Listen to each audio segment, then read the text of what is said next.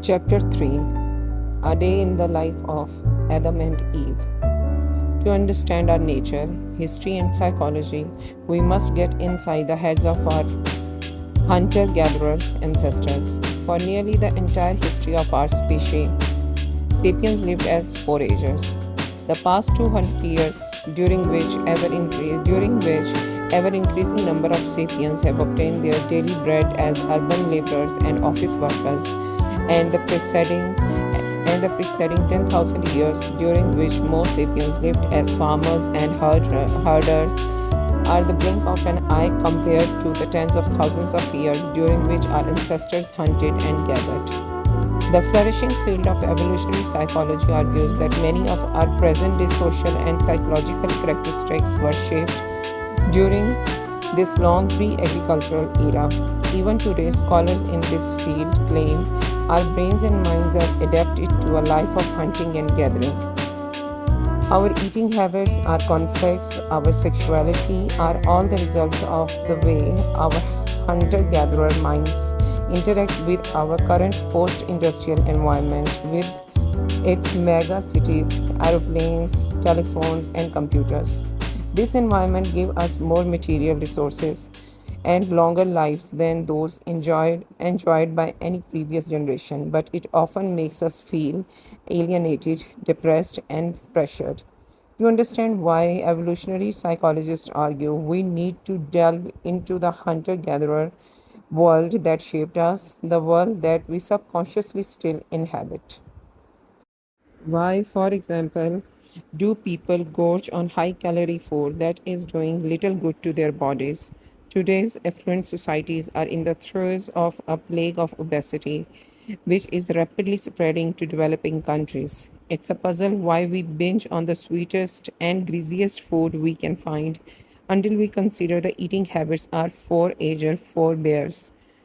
In the savannas and forests they inhabited, high calorie sweets were extremely rare and food in general was in short supply.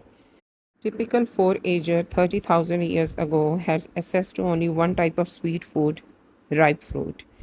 If a Stone Age woman came across a tree growing with figs, the most sensible thing to do was to eat as many of them as she could on the spot before the local baboon band picked the tree bare.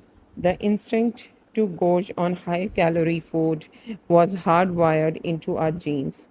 Today, we may be living in high rise apartments with overstuffed refrigerators, but our DNA still thinks we are in the sauna.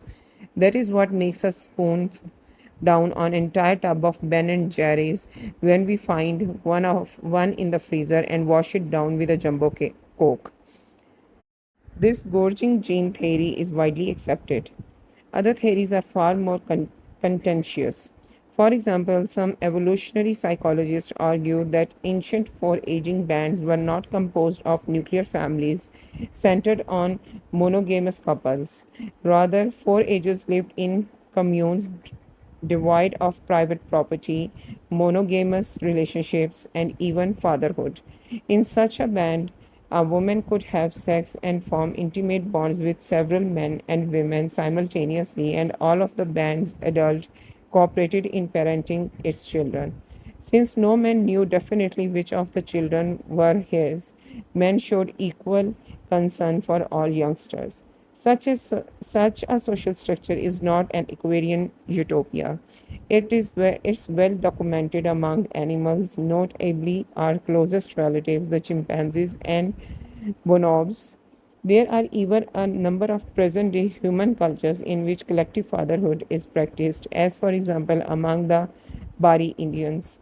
According to the beliefs of such societies, a child is not born from the sperm of a single man, but from the accumulation of sperm in a woman's womb.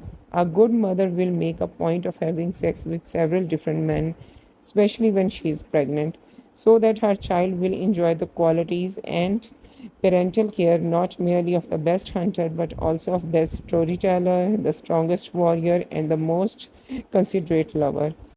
If this sounds silly, bear in mind that before the development of modern embryological studies, people had no solid evidence that babies are always sired by a single father, rather than by many. The proponents of this ancient commune theory argue that the frequent infidelities that characterize modern marriages and the high rates of divorce, not to mention the cornucopia of psychological complexes from which both children and adults suffer, all results from forcing humans to live in nuclear families and monogamous relationships that are incompatible with our biological software. Many scholars vehemently reject this theory, insisting that both monogamy and the forming of nuclear families are core human behaviors. Though ancient hunter gatherer societies tended to be more communal and egalitarian than modern societies, these researchers argue they were nevertheless comprised of separate cells, each containing a jealous couple and the children they held in common. This is why today monogamous relationships and nuclear families are the norm in the vast majority of cultures. Cultures, why men and women tend to be very possessive of their partners and children, and why even in modern states such as North Korea and Syria, political authorities passes from father to son. In order to resolve this controversy and understand our sexuality, society, and politics, we need to learn something about the living conditions of our ancestors to examine how sapiens lived between the cognitive revolution of 70,000 years ago and the start of the agricultural revolution about 12,000 years ago. Unfortunately, there are few certainties regarding the lives of our forager ancestors.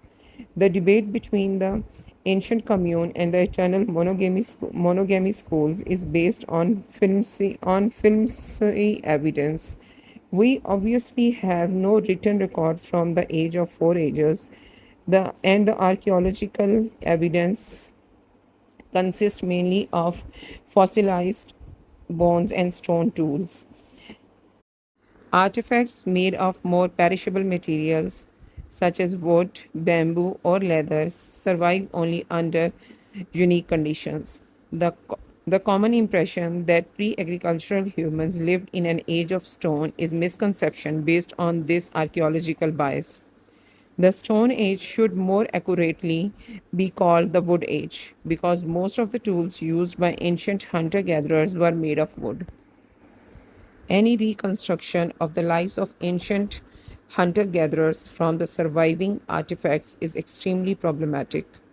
One of the most glaring differences between the ancient foragers and their agricultural and industrial descendants is that foragers had very few artifacts to begin with, and these played a comparatively modest role in their lives. Over the course of his or her life, a typical member of a modern affluent society will own several million artifacts, from cars and houses to disposable nappies and milk cartons. There is hardly an activity, a belief, or even an emotion that is not meditated by objects of our own devising. Our eating habits are mediated by a mind boggling collection of such items, from spoons and glasses to genetic engineering labs and gigantic ocean going ships. In play, we use a plethora of toys, from plastic cards to 100,000 seater stadiums. Our romantic and sexual relations are accounted by rings, beds, nice clothes, sexy underwear, condoms, fashionable restaurants, cheap motels, airport lounges, wedding halls, and catering companies. Religions bring the sacred into our lives with Gothic churches, Muslim mosques, Hindu ashrams, Torah scrolls, Tibetan prayer wheels, priestly cassocks, candles, incense, Christmas trees, mezza balls, tombstones, and icons. We hardly notice how ubiquitous our stuff is until we have to move it to a new house. Foragers moved house every month, every week, and sometimes even every day, toting what they had on their backs. There were no moving companies, wagons, or even pack animals to share the burden. They consequently had to make do with only the most essential possessions. it is reasonable to presume then that the greater part of their mental, religious, and emotional lives was conducted without the help of artifacts. An archaeologist working 100,000 years from now could piece together a reasonable picture of Muslim belief and practice from the myriad objects he unearthed in the ruined mosque. But we are largely at a loss in trying to comprehend the beliefs and the rituals of ancient hunter gatherers. It's much the same dilemma that a future historian would face if he had to depict the social world of 21st century teenagers solely on the basis of their surviving snail mail, and since no records will remain of their phone conversations, emails, blogs, and text messages. Our reliance on artifacts that will thus bias an account of ancient hunter gatherers' life. One way to remedy this is to look at modern Four Ages societies. These can be studied directly by anthropological observation, but there are good reasons to be very careful in extrapolating from modern Four Ages societies to ancient ones. Firstly, all Four Ages societies that have survived into the modern era have been influenced by neighboring agricultural and industrial societies. Consequently, it's a risky to assume that what is true of them was also true tens of thousands of years ago. Secondly, modern forager societies have survived mainly in areas with difficult climatic conditions and inhospitable terrain, ill suited for agriculture. Societies that have adapted to extreme conditions of places such as the Kalahari Desert in southern Africa may well provide a very misleading model for understanding ancient societies in fertile areas such as the Ganges River Valley. In particular, population density in an area like the Kalahari Desert is far lower than it was around the ancient Ganges, and this has far reaching implications for key questioning about the size and structure of human bands and the relations between them. Thirdly, the most notable characteristic of hunter gatherer societies is how different they are one from the other. They differ not only from one part of the world to another, but even in the same region. One good example is the huge variety of the first European settlers found among the Aborigine people of Australia just before the British conquest between 300,000 and 700,000. Hunter gatherers lived on the continent in 200 to 600 tribes, each of which was further divided into several bands. Each tribe had its own language, religion, norms, and customs. Living around what is now Adelaide in southern Australia were several patrilineal clans that reckoned descent from the father's side. These clans bonded together into tribes on a strictly territorial basis. In contrast, some tribes in northern Australia gave more importance to a person's maternal ancestry, and a person's tribal identity depended on his or her totem rather than his territory.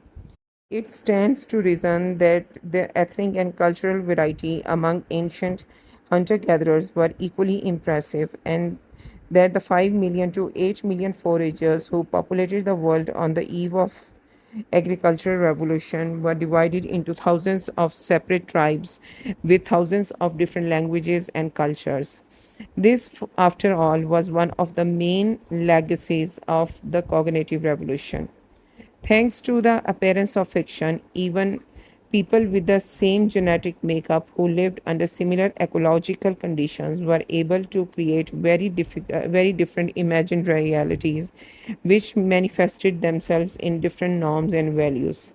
For example, there is every reason to believe that a four-ager band that lived 30,000 years ago on the spot where Oxford University now stands would have spoken a different language from one living where Cambridge is now situated. One band might have been belling, belligerent and the other peaceful, Perhaps the Cambridge band was communal, while the one at the Oxford was based on nuclear families. The Cantabrigians might have spent long hours carving wooden statues of their guardian spirits, whereas the Oxonians may have worshipped through dance. The former perhaps believed in reincarnation, while the latter thought this was nonsense. In one society, homosexual relationships might have been accepted, while in the other, they were taboo. In other words, while anthropological observations of modern foragers can help us understand some of the possibilities available to ancient foragers, the ancient horizon of possibilities was much broader and most of it is hidden for our view. The heated debates about Homo sapiens' natural way of life miss the main point. Ever since the cognitive revolution, there hasn't been a single natural way of life for sapiens. There are only cultural choices from among a bewildering palette of possibilities. The original affluent society. What generalizations can we make about life in the pre agricultural world, nevertheless? It seems safe to say that the vast majority of people lived in small bands numbering several dozen or at most several hundred individuals, and that all the individuals were humans. It is impossible to note this last point because it is far from obvious. Most members of agricultural and industrial societies were domesticated animals. They are not equal to their masters, of course, but they are members all the same. Today, the society called New Zealand is composed of 4.5 million sapiens and 50 million sheep. There was just one exception to this general rule: the dog. The dog was the first animal domesticated by Homo sapiens, and this occurred before the agricultural revolution. Experts disagree about the exact date, but we have incontrovertible evidence of domesticated dogs from about 15,000 years ago. They may have joined the human pack thousands of years earlier. Dogs were used for hunting and fighting and as an alarm system against wild beasts and human intruders. With the passing of generations, the two species co evolved to communicate well with each other.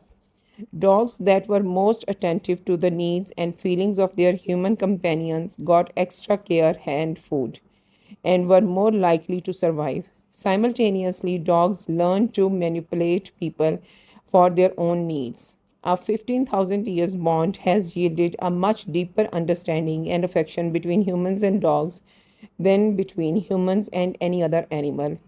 In some cases, dead dogs were even buried ceremoniously, much like humans.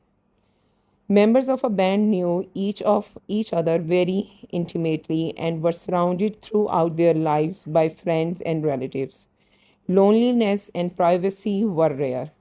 Neighboring bands probably competed for resources and even fought one another, but they also had friendly contacts. They exchanged members, hunted together, traded rare luxuries, cemented political alliances, and celebrated religious festivals. Such cooperation was one of the most important trademarks of Homo sapiens and gave it a crucial edge over other human species.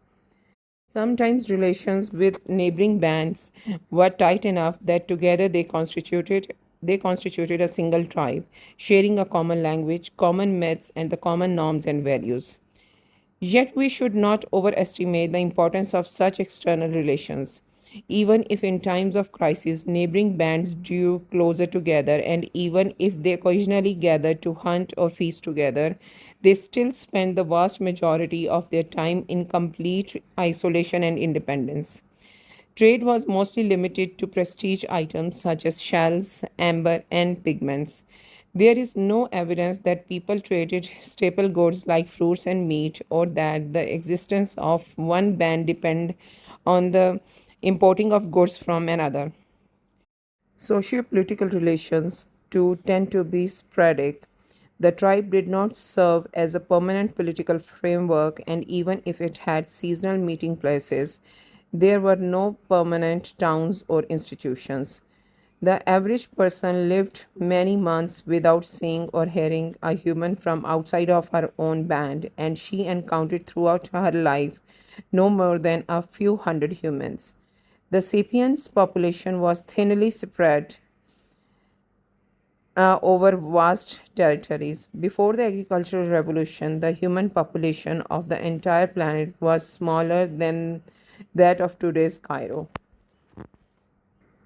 Most sapien bands lived on the road, roaming from place to place in search of food. Their movements were influenced by the changing seasons, the annual migrations of animals, and the growth cycles of plants. They usually traveled back and forth across the same home territory, an area of between several dozen and many hundreds of square kilometers. Occasionally, bands wandered outside their turf and explored new lands, whether due to natural calamities, violent conflicts, demographic pressures, or the initiative of a charismatic leader. These wanderings were the engine of the human worldwide expansion. If a forager band separated once every 40 years, and its splinter group migrated to a new territory 100 kilometers to the east, the distance from East Africa to China would have been covered in about 10,000 years. In some exceptional cases, when food sources were particularly rich, bands settled down in seasonal and ever permanent and even permanent camps. Techniques for drying, smoking, and freezing food also made it possible to stay put for longer periods. Most importantly, alongside seas and rivers rich in seafood and waterfowl, humans set up permanent fishing villages, the first permanent settlements in history, long predating the agricultural revolution. Fishing villages might have appeared on the coast of Indonesian islands as early as 45,000 years ago. These may have the base from which Homo sapiens launched its first transoceanic enterprise, the invasion of Australia. In most habitats, sapiens bands fed themselves in an elastic and opportunistic fashion. They scrounged for termites, picked berries, dug for roots, stalked rabbits, and hunted bison and mammoth. Notwithstanding the popular image of man the hunter, gathering was sapiens' main activity, and it provided most of their calories as well as raw materials such as flint, wood, and bamboo. Sapiens did not forage only for food and materials, they foraged for knowledge as well. To survive, they needed a detailed mental map of their territory. To maximize the efficiency of their daily search for food, they required information about the growth patterns of each plant and the habits of each animal. They needed to know which food were nourishing, which made you sick, and how to use others as cures. They needed to know the progress of the seasons and what warning signs preceded a thunderstorm or a dry spell. They studied every stream, every walnut tree, every bear cave, and every flintstone deposit in their vicinity. Each individual had to understand how to make a stone knife, how to mend a torn cloak, how to lay a rabbit trap, and how to face avalanches, snake bites, or hungry lions. Mastery of each of these many skills required years of apprenticeship and practice. The average ancient forager could turn a flint stone into a spear point within minutes. When we try to imitate this feat, we usually fail miserably. Most of us lack expert knowledge of the flaking properties of flint and basalt and the fine motor skills needed to work them precisely. In other words, the average forager had wider, deeper, and more varied knowledge of her immediate surroundings than most of her modern descendants. Today, most people in industrial societies don't need to know much about the natural world in order to survive. What do you really need to know in order to get by as a computer engineer, an insurance agent, a history teacher, or a factory worker? You need to know a lot about your own tiny field of expertise, but for the vast majority of life's necessities, you rely blindly on the help of other experts whose own knowledge is also limited to a tiny field of expertise. The human collective knows far more today than did the ancient bands. But at the individual level, ancient foragers were the most knowledgeable and the skillful people in the history. There is some evidence that the size of the average sapien's brain have actually decreased since the age of foraging. Survival in the era requires superb mental abilities from everyone. When agriculture and industry came along, people could increasingly rely on the skills of others for survival, and new niches for imbeciles were opened up. You could survive and pass your unremarkable genes to the next generation by working as a water carrier or an assembly line worker. Foragers mastered not only the surrounding world of animals, plants, and objects, but also the internal world of their own bodies and senses. They listened to the slightest movement in the grass to learn whether a snake might be lurking there. They carefully observed the foliage of trees in order to discover fruits, beehives, and bird nests. They moved with a minimum of effort and noise and knew how to sit, walk, and run in the most agile and efficient manner. Varied and constant use of their bodies made them as fit as marathon runners. They had physical dexterity that people today are unable to achieve even after years of practicing yoga or Tai Chi. The hunter gatherer way of life differed significantly from region to region and from season to season, but on the whole, foragers seem to have enjoyed a more comfortable and rewarding lifestyle than most of the peasants, shepherds, laborers, and office clerks who followed in their footsteps. While people in today's affluent societies work an average of 40 to 45 hours a week, and people in the developing world would 60 to even 80 hours a week, hunter gatherers living today in the most inhospitable of habitats, such as Kalahari Desert, work on average for just 35 to 45 hours a week. They hunt only one day out of three, and gathering takes up just 3 to 6 hours daily. In normal times, this is enough to feed the band. It may well be that ancient hunter gatherers living in the zones more fertile than the Kalahari spent even less time obtaining food and new material and raw materials. On top of that, foragers enjoyed a lighter load of household chores. They had no dishes to wash, no carpets to vacuum, no floors to polish, no nappies to change, and no bills to pay. The forager economy provided most people with more interesting lives than agriculture or industry do.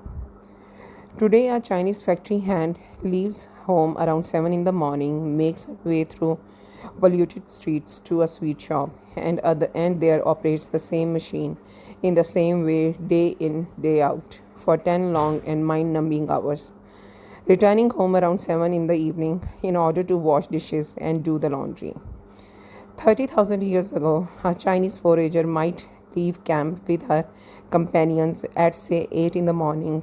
They roam the nearby forest and meadows, gathering mushrooms, digging up edible roots, catching frogs, and occasionally running away from tigers. By early afternoon, they were back to the camp to make lunch. They left them plenty of time to gossip, tell stories, play with the children, and just hang out. Of course, the tigers sometimes caught them or a snake bit them, but on the other hand, they didn't have to deal with automobile accidents and industrial pollution. In most places and at most times, foraging provided ideal nutrition. That is hardly surprising. This had been the human diet for hundreds of thousands of years, and the human body was all adapted to it. Evidence from fossilized skeletons indicates that ancient foragers were less likely to suffer from starvation or malnutrition and were generally taller and healthier than their peasant descendants. Average life expectancy was apparently just 30 to 40 years, but this was due largely to the high incidence of child mortality. Children who made it through the perilous first years had a good chance of reaching the age of 60, and some even made it to their 80s. Among modern foragers, 45-year-old women can expect to live another 20 years, and about 5 to 8% of the population is over 60. The foragers' secret of success, which protected them from starvation and malnutrition, was their varied diet. Farmers tend to eat a very limited and unbalanced diet, especially in pre modern times. Most of the calories feeding an agricultural population came from a single crop, such as wheat, potatoes, or rice.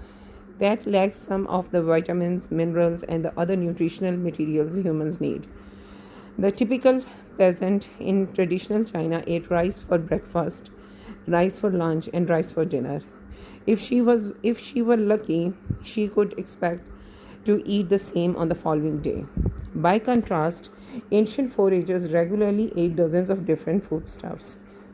The peasant's ancient ancestor, the forager, may have eaten berries and mushrooms for breakfast, fruit, snail, and turtle for lunch, and rabbit steak with wild onions for dinner. Tomorrow's menu might have been completely different. This variety ensured that the ancient foragers received all the necessary nutrients. Furthermore, by not being dependent on any single kind of food, they were less liable to suffer when one particular food source failed. Agricultural societies are ravaged by famine when drought, fire, or earthquake devastates the annual rice or potato crop.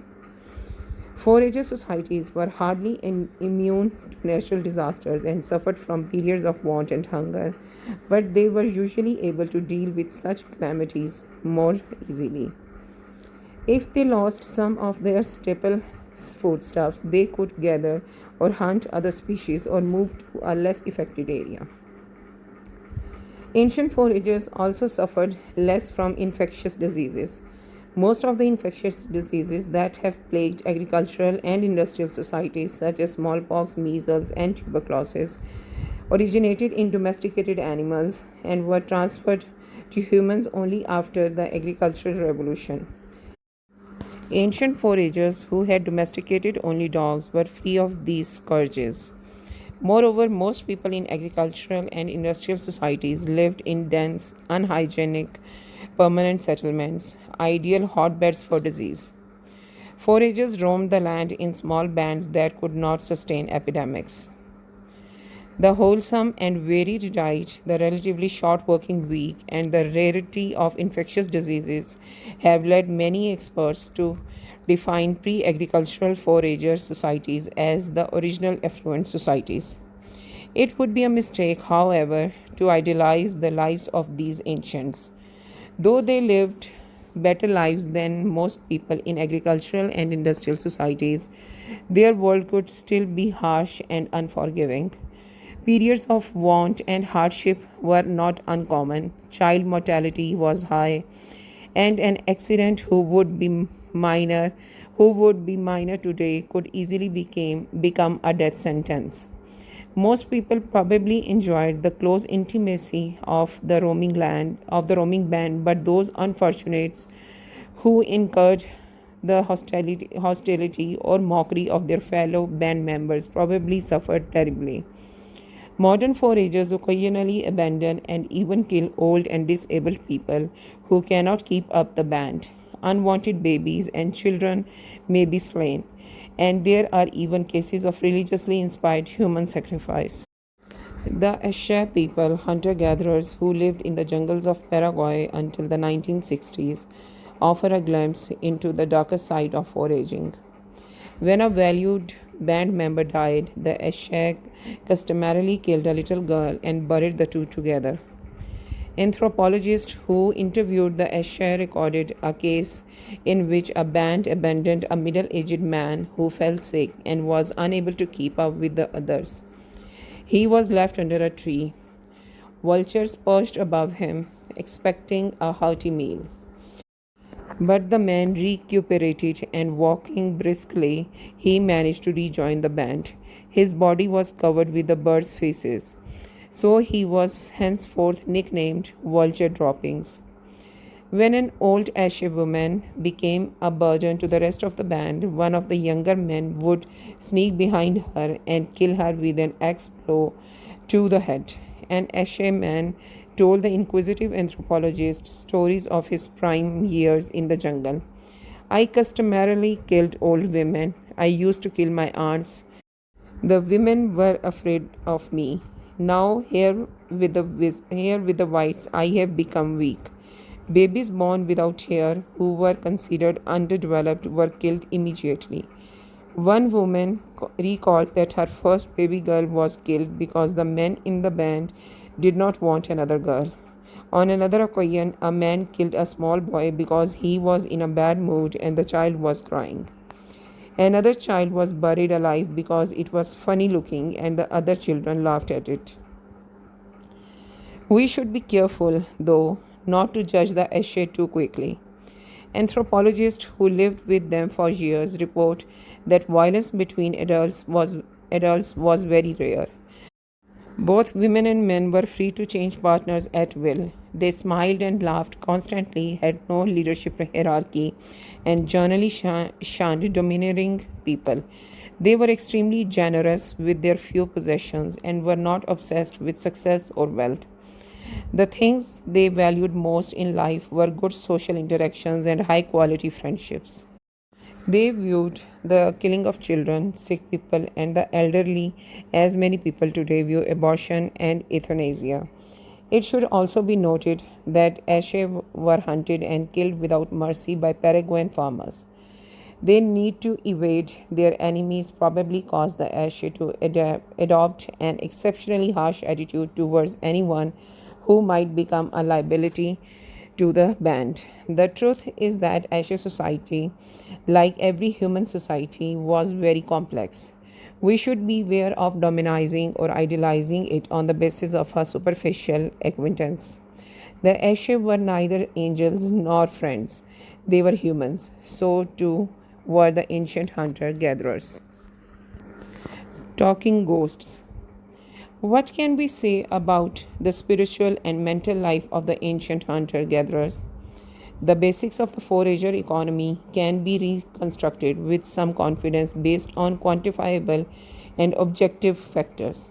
For example, we can calculate how many calories per day a person needed in order to survive, how many calories were obtained from a kilogram of walnuts, and how many walnuts could be gathered from a square kilometer of forest. With this data, we can make an educated guess about the relative importance of walnuts in their diet. But did they consider walnuts a delicacy or a humdrum staple? Did they believe that walnut trees were inhabited by spirits? Did they find walnut leaves pretty? If a forager boy wanted to take a forager girl to a romantic spot, did the shade of a walnut tree suffice? The word of the thought, belief, and feeling is by definition far more difficult to decipher. Most scholars agree that animistic beliefs were common among ancient foragers. Animism, from anima, soul, or spirit in Latin, is the belief that almost every place, every animal, every plant, and every natural phenomena has awareness and feelings and can communicate directly with humans. Thus, animists may believe that the big rock at the top of the hill has desires and needs. The rock might be angry about something that people did and rejoice over some other action. The rock might admonish people or ask for favors. Humans, for their part, can address the rock to mollify or threaten it. Not only the rock, but also the oak tree at the bottom of the hill is an animated being, and so is the stream flowing below the hill, the spring in the forest clearing, the bushes growing around it, the path to the clearing, and the field, mice, wolves, and crows that drink there. In the animist world, objects and living things are not the only animated beings. There are also immaterial entities, the spirits of the dead, and friendly and malevolent beings, the kind that we today call demons, fairies, and angels. Animists believe that there is no barrier between humans and other beings. They can all communicate directly through speech, song, dance, and ceremony. A hunter may address a herd of deer and ask that one of them sacrifice itself. If the hunt succeeds, the hunter may ask the dead animal to forgive him. When someone falls sick, a shaman can contact the spirit that caused the sickness and try to pacify it or scare it away. If need be, the shaman may ask for help from other spirits. What characterizes all these acts of communication is that the entities being addressed are local beings.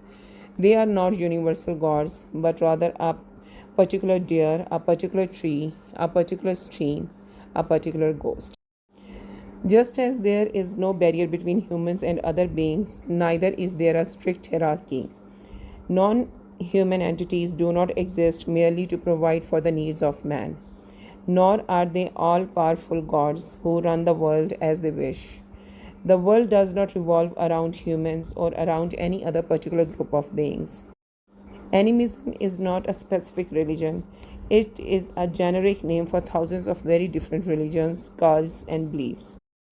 What makes all of them animist is this common approach to the world and to man's place in it.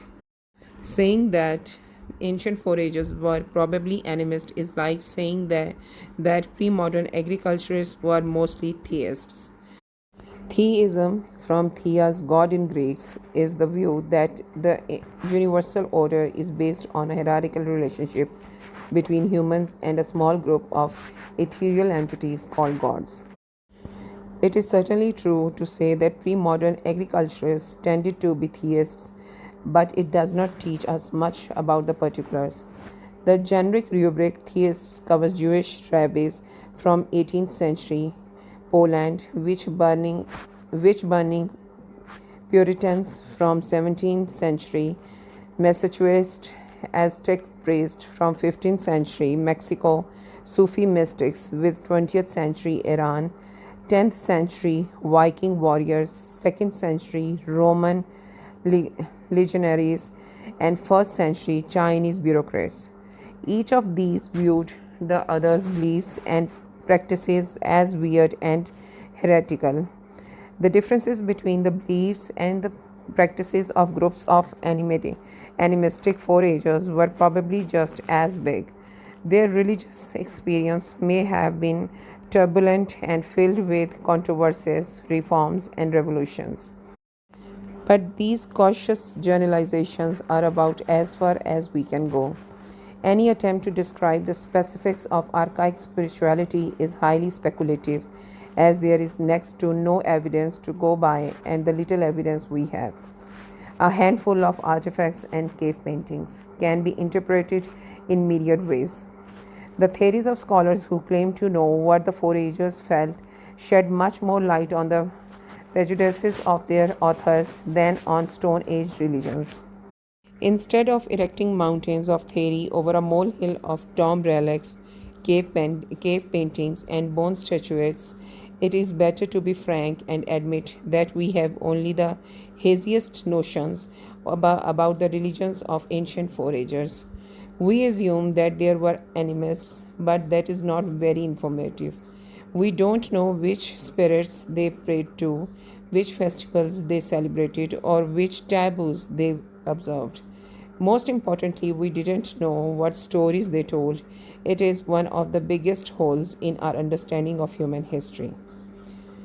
The socio-political world of the forager is another area about which we know next to nothing.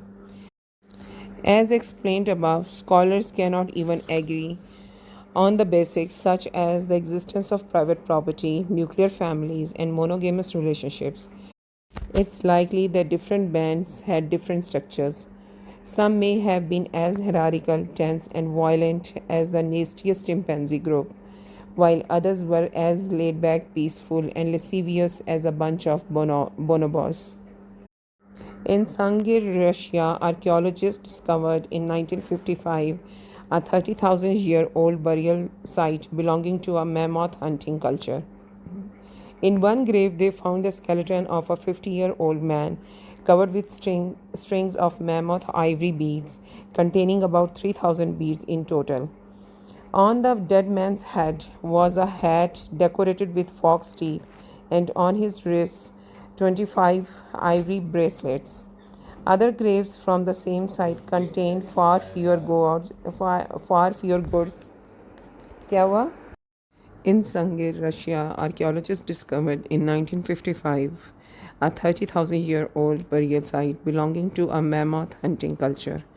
In one grave, they found the skeleton of a 50-year-old man covered with strings of mammoth ivory beads, containing about 3,000 beads in total. On the dead man's head was a hat decorated with fox teeth, and on his wrists 25 ivory bracelets. Other graves from the same site contained far fewer goods. Scholars deduced that the Sangir mammoth hunters lived in a hierarchical society and that the dead man was perhaps the leader of a band or of an entire tribe comprising several bands. It is unlikely that a few dozen members of a single band could have produced so many grave goods by themselves.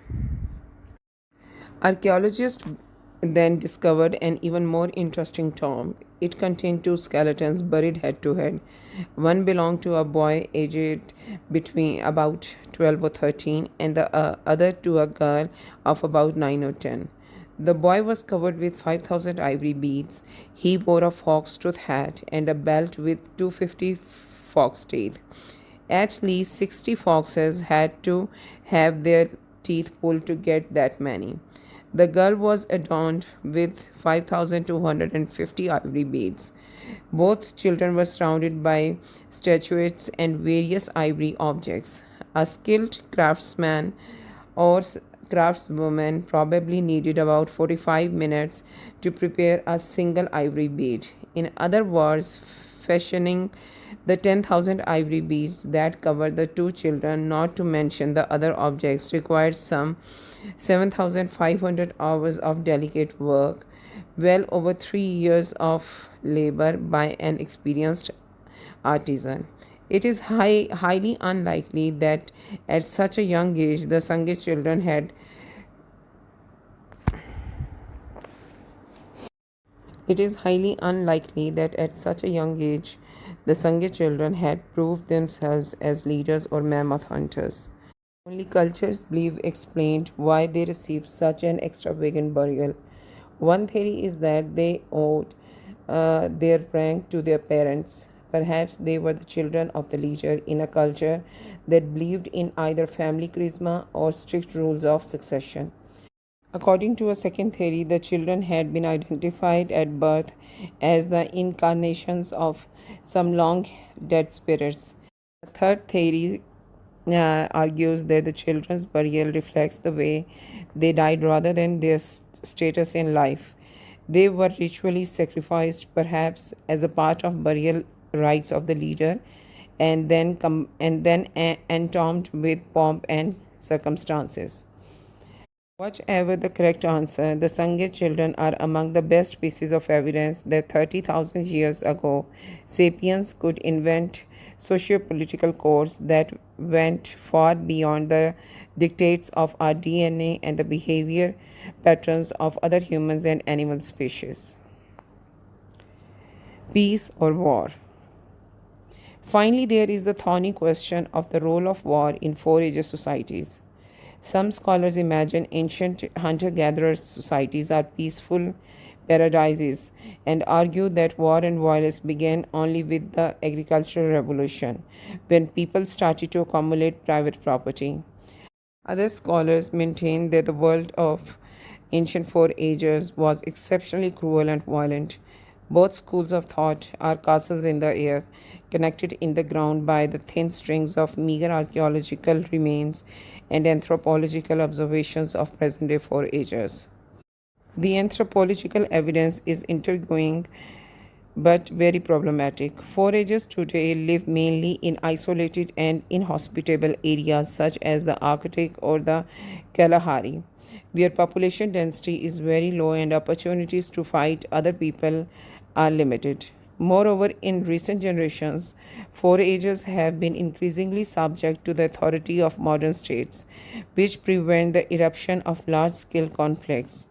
European scholars have had only two opportunities to observe large and relatively dense populations of independent foragers in northwestern North America in the 19th century and in North Australia during the 19th and early 20th centuries. Both Amerindian and Aboriginal Australian cultures witness frequent armed conflicts. It is debatable, however, whether this represents a timeless condition or the impact of European imperialism. Archaeological findings are both scarce and opaque. What telltale clues might remain of any war that took place tens of thousands of years ago? There were no fortifications and walls back then, no artillery shells, or even swords and shields. An ancient spear point might have been used in war, but it could have been used in a hunt as well. Fossilized human bones are no less hard to interpret. A fracture might indicate a war wound or an accident, nor is the absence of fractures and cuts on an ancient skeleton conclusive proof that the person to whom the skeleton belonged did not die a violent death. Death can be caused by trauma to soft tissues that leaves no marks on bone. Even more importantly, during pre industrial warfare, more than 90% of war dead were killed by starvation, cold, and disease rather than by weapons. Imagine that 30,000 years ago, one tribe defeated its neighbor and expelled it from coveted foraging grounds. In the decisive battle, 10 members of the defeated tribe were killed. In the following year, another 100 members of the losing tribe died from starvation, cold, and disease.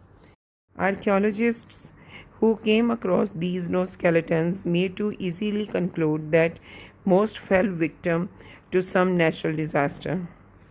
How would we able to tell that they were all victims of a merciless war? Duly warned, we can now turn to the archaeological findings. In Portugal, a survey was made of 400 skeletons from the period immediately predating the agricultural revolution. Only two skeletons showed clear marks of violence. A similar survey of 400 skeletons from the same period in Israel discovered a single crack in a single skull that could be attributed to human violence. A third survey of 400 skeletons from various pre agricultural sites in the Danube Valley found evidence of violence on 18 skeletons. 18 out of 400 may not sound like a lot, but it is actually a very high percentage. If all 18 indeed died violently, it means that about 4.5% of deaths in the ancient Danube Valley were caused by human violence. Today, the global average is only 1.5%, taking war and crime together. During the 20th century, only 5% of human deaths resulted from human violence, and this in a century that saw the bloodiest wars and most massive genocides in history. If this revelation is typical, the ancient Danube Valley was as violent as the 20th century. The depressing findings from the Danube Valley are supported by a string of equally depressing findings from other areas. At Jabal Sahaba in Sudan, a 12,000-year-old cemetery containing 59 skeletons was discovered. Arrowheads and spear points were found embedded in or lying near the bones of 24 skeletons, 40% of the find. The skeleton of one woman revealed 12 inches. In a Fent cave in Bavaria, archaeologists discovered the remains of 38 foragers, mainly women and children, who had been thrown into two burial pits. Half the skeletons, including those of the children and babies, bore clear signs of damage by human weapons such as clubs and knives. The few skeletons belonging to mature male males bore the worst marks of violence. In all probability, an entire forager band was massacred at Ofent. Which better represents the world of the ancient foragers, the peaceful skeletons from Israel and Portugal, or the apertures of Jebel Sahaba and Ofent? The answer is neither. Just as foragers exhibited a wide array of religions and social structures, so too did they probably demonstrate a variety of violence rates. While some areas and some periods of time may have enjoyed peace and tranquility, others were riven by ferocious conflicts. The curtain of silence. If the larger picture of ancient forager life is hard to reconstruct, particular events are largely irretrievable. When a sapiens band first entered a valley inhabited by Neanderthals, the following years might have witnessed a breathtaking historical drama.